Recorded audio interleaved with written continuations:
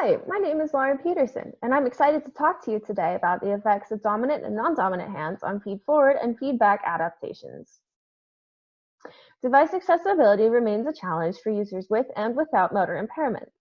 Neurologic injuries such as stroke can affect either hemisphere of the brain, changing one's ability to control either their right or their left hand. These injuries affect motor control differently. We want to understand the effects of learning to control devices with the left or the right hemisphere, the right or left hand, respectively. What is motor learning? Learning is defined to be the acquisition of new skills with practice. Motor learning is the total of feedback and feed-forward adaptations that a person uses to complete a specific task. When learning a new motor skill, we use a combination of feedback and feed-forward controllers.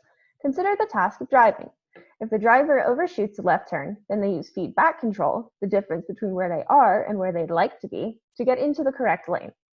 As the driver learns to control the car, they better anticipate the way to get the desired outcomes. That is, they predict the system with a feed-forward controller.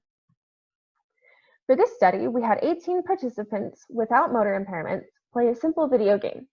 Their objective was to follow a continuous path across a computer screen with their slider.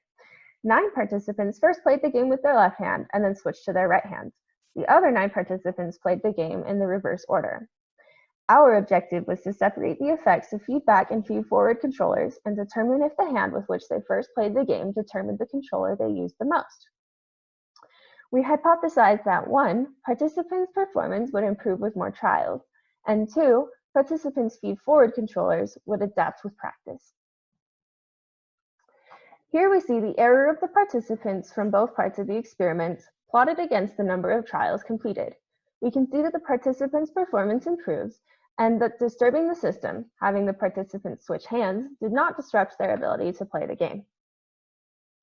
Here we see the magnitude of the feed-forward controller used in either the first 5 or the last 5 trials of each round. We can see that the feed-forward controller did adapt, but only when the participant first used their right hand to play the game, not when they first used their left hand. With this data, we conclude that 1, participants' ability to follow the desired trajectory with the cursor improves with practice, and 2, participants' feed-forward controller did adapt, but only when the participant first used their right hand. Our future work includes exploring different perturbations, such as a delay in the system, to determine the effect on participants' learning capabilities.